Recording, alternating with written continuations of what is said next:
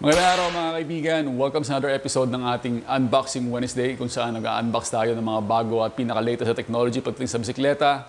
At ngayon, another GPS computer ang i-unbox natin. Pinaka-bago, latest from Maylan, the Navihood L1. So ito yung pinaka-bagong GPS computer from Maylan. Anong kasama sa loob ng box? Anong mga features niya? Anong maganda sa kanya? Pag-usapan natin yan ngayong episode na to. Alright, so welcome sa another episode ng ating Unboxing Wednesday. Ayan. Alam niyo naman, pag Wednesday, nag-unbox tayo ng mga latest product na pinapadala sa atin para i-test, subukan, at kung ano pang gawin. So for this episode, ito nga, meron tayo from Maylan. So Maylan is a company from China na gumagawa sila ng mga GPS computer, bicycle light, at kung ano-ano pa. So hindi naman bago itong Maylan sa industry, matagal na rin sila. Subok na rin naman yung mga product nila pagdating sa GPS computer. And ito nga, pinadala na sa atin yung pinaka-latest na GPS computer, which is the Navihood L1. So, ang pinaka-main feature ng GPS computer na to is yung navigation.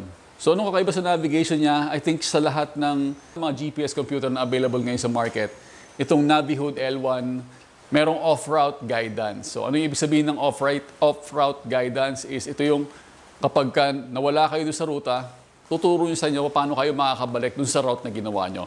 Karamihan kasi ng mga GPS computer na available sa market ngayon is meron siyang turn-by-turn navigation or yung route guidance lang. Like, tuturo nyo sa inyo kung saan kayo liliko, kung saan kayo magta-turn.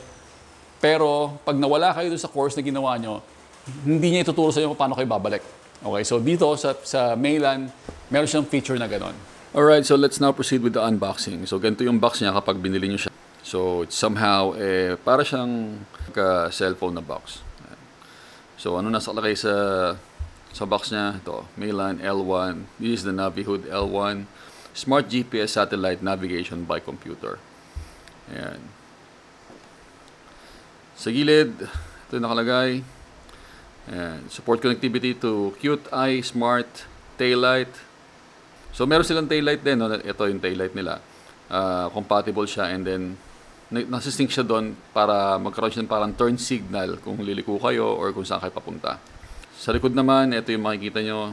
Ayan, Smart GPS Satellite Navigation by Computer. Ito yung mga specs niya. Alagay dito. So, pinadalan din pala nila tayo nitong Maylan C5 Heart Rate Monitor. And they also sent me this Maylan C1 Bicycle Speed and Cadence Sensor. So, buksan na natin to.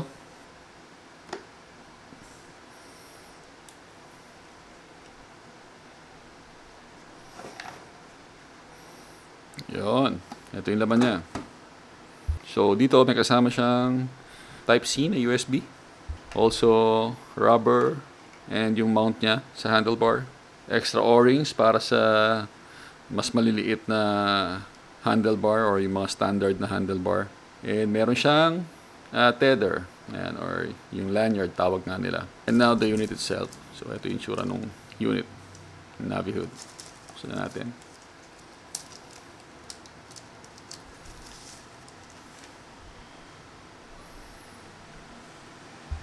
Initial impression ko sa kanya is napaka-slick nung design niya. Kung nasa harapan nyo, this is, alam ko, aero tong design na to. Kasi itong edge na to, pansin nyo, may pagka-aero siya na parang iiwasan lang siya ng hangin. Common design to sa mga GPS computer, but itong Navihood L1 is para siyang pagka-spaceship sa pagka-aero. It has 1, 2, 3, 4, 5, 6 buttons. So that's one thing I like sa isang GPS computer kasi mas maraming pindutan, mas madali siyang i-navigate, mas madali siyang i-operate. In comparison with the Garmin 520, yan, this is my Edge 520, ganito siya kalaki. So mas malaki yung screen niya. Yung plastic niya, it's a really good quality ng plastic. Sa harapan niya is parang parang metallic yung style niya. I think this is just plastic pero may pagka-metallic yung dating niya. At the back, meron siyang mount. Dito na malaking pinagkaiba niya. Ito pa lang yung nakita ko na replaceable yung pinaka mount niya sa likod. So makita niyo may mga screw siya dito. Ayan, may mga allen siya. So in case ma-damage mo to, pwede siyang palitan. I think this is made from aluminum alloy, so hindi ka na kayo magkakaproblema dyan na mabasag yan or mabali yan. But just in case na mabasag or mabali siya, still, it's replaceable. It's really common sa mga GPS computer na nasisira yung pinakalikod niya. Yung makikita nyo itong gamit ko dito, this is the Garmin Edge 520. Matagal na to. Pag kinakabit mo siya sa bike mount, medyo maluwag na siya, kumakalog na, or medyo talaga siya mabali or mahulog. Yan. Common naman yan sa mga GPS computer. Siyempre, kakatanggal kabit nyo. Pagka katagalan, na-worn out siya. It's a really good design by Meylan na maglagay sila ng replaceable na. Tapos yung charging port niya, isa pa to sa nagustuhan ko sa ginawa nila, is that nasa ilalim yung charging port. Common design kasi sa mga GPS computer like dito, nasa likod yung charging port. Even for some other model, nasa ilalim yung mga charging port. But ang Meylan Navihood L1, binago nila yan. Nilagay nila dito sa likod, sa ibabang part. Yan. So bakit ko siya nagustuhan? In case you're going to do an extra long distance ride na talagang matagalan, pwede mo siyang i-charge on the go or habang nasa barfly mo. Alright, buksan na natin. Nasa gilid yung power button. Ito yung power button niya.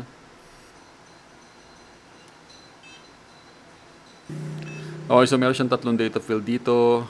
Dito naman ay 5 data field. That's 1, 2, 3, 4, 5. And itong susunod na data field, 7 or 7 na data fields. So it's completely customizable. Ito ay 1, 2, 3, 4, 5, 6, 7, 8, 9. I think hanggang 10 data fields ang kaya niya. Ayan. So it's completely customizable. Pwede nyo siyang bago-baguhin. Depende sa settings or configuration na gusto nyo. Kung ano yung gusto nyo makita during the ride. So for the menu, ganito yung tsura niya. Ayan. Record. Then connect. Settings. Training. Route. So pwede kayong mag-set ng route. Okay, so ngayon naman, let's install the app. So ito yung isa sa kasama sa binabayaran natin when we are going to buy a GPS computer is gaano kaganda or gaano kaayos yung kanilang application.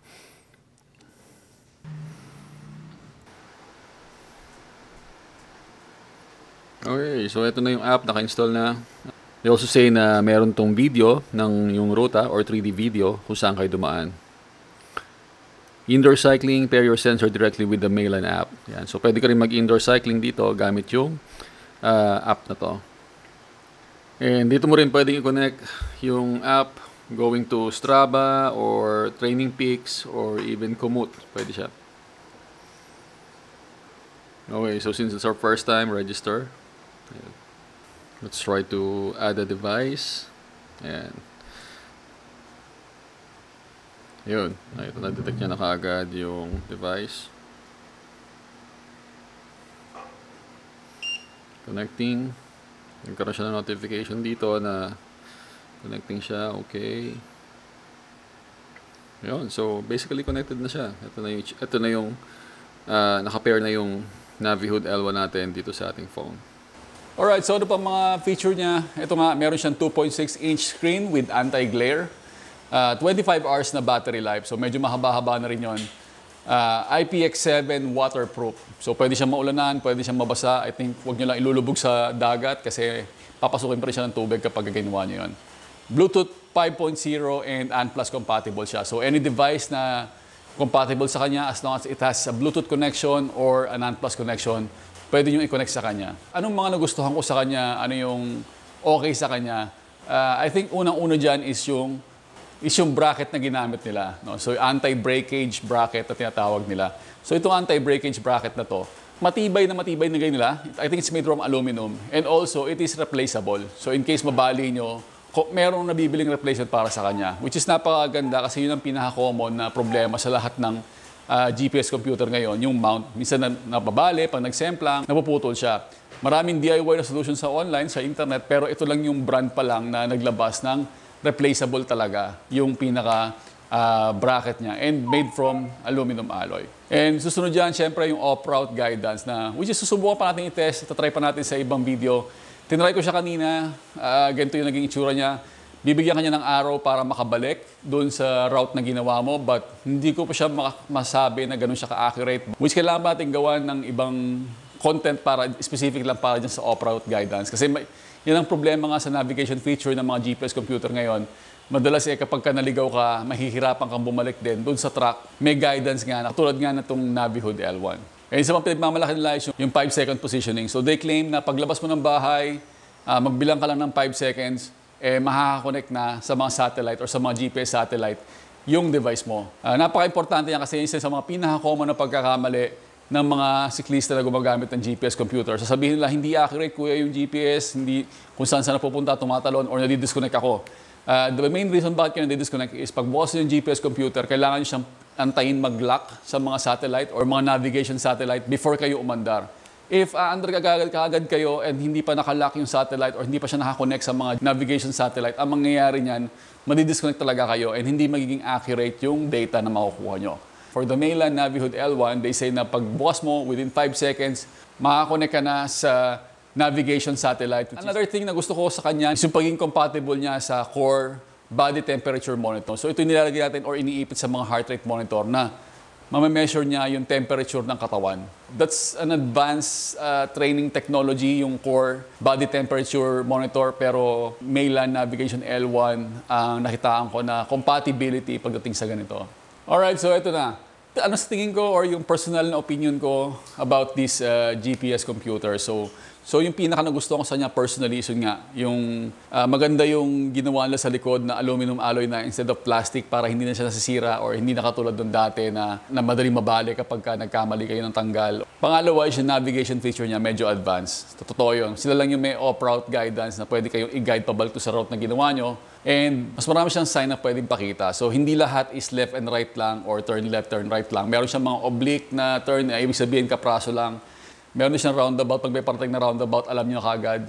Magbe-base yun sa map na nilagay sa kanya. Anong hindi ko nagustuhan sa kanya, unang-una din is yung size niya. Medyo malaki siya para sa akin. Nalalakihan ako kasi yung gusto ko lang naman is hindi siya ganun ka-bulky. As of the moment, hindi pa siya available sa Philippines. But if you want to order this kind of GPS computer, you could send them an email. I'll put a link sa email nila sa baba sa description and ito yung email address nila. I think they're also looking for distributors dito sa Pilipinas. As of the moment, wala pa atang humahawak ng market sa Pilipinas itong brand na to ng Mayland. So basically, that's it for this GPS computer. Will I use it? Siyempre, subukan natin kung yung accuracy niya compared sa other devices na meron tayo. And hopefully, mabigay natin sila ng feedback or in-depth review sa susunod na vlog natin. For now, this will be just a short unboxing video and mapakita sa inyo yung picture niya. And that's it for this episode. Thank you guys for watching. Salamat sa panonood sa ating Unboxing Wednesday. Don't forget to like and subscribe. Go vegan!